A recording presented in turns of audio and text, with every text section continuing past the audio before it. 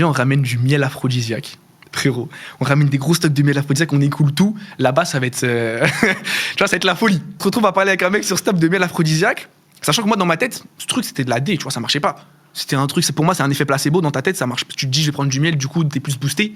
Mais en vrai, il n'y a aucun effet pharmaceutique. Enfin, c'est ce qu'on pensait en tout cas. On part avec le frérot Snap, il nous donne rendez-vous avec des bons prix, genre c'était du coup 60 balles les 3 boîtes, je crois. Et du coup, la hype elle monte, on arrive au ski. Du coup, c'était moi qui gérais le truc. Pour le premier soir, il y a les premiers, ils étaient un peu timides au début, les gens. Ils venaient, ils toquaient à la porte, ils étaient en mode ouais, est-ce que c'est là pour le miel, tout ça. En fait, moi je pensais vraiment, et avec mon poteau, on pensait vraiment que ça marchait pas. Sauf qu'il y a un moment, il y a un poteau, il est venu nous voir. Il a dit, ouais, les gars, votre truc, c'est une tuerie et tout. C'était, je crois, vers le deuxième soir. Il a dit, les gars, votre truc, c'est une tuerie, tout ça. Ça marche à fond et tout. Et là, il y avait une meuf avec qui il était derrière. Elle arrive.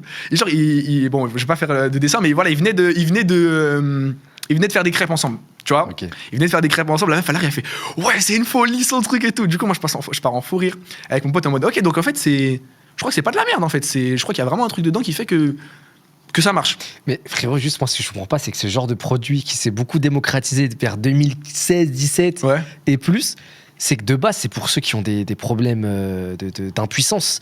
C'est pour les yeux. Bah ça, c'est les produits pharmaceutiques. Mais là le truc, c'est genre en mode. Là, c'est pas vendu comme un produit pharmaceutique, c'est vendu comme un produit aphrodisiaque. En mode, ouais, de base, oui, c'est pour ces gens-là. Mais Okay. là, c'est vendu en mode, t'es boosté en gros. Si tu prends ça, t'es boosté. Ok, je capte. Mais après, en tout cas, c'est comme ça que nous, on avait capté le truc. Nous, c'était la vibe, tu vois, on se tapait un délire. On n'a pas dit ça, ouais, on n'a pas dit on va régler tous les problèmes d'infertilité dans la fac. On s'est dit, Okay. on veut que dans la fac, ça y aille. Et du coup, arrive ce moment où, en fait, lui, du coup, il nous fait une pub de ouf. C'est-à-dire que le troisième soir, on a une queue de ouf. On était en soirée, une queue de ouf. Tout le monde veut choper sa part et tout.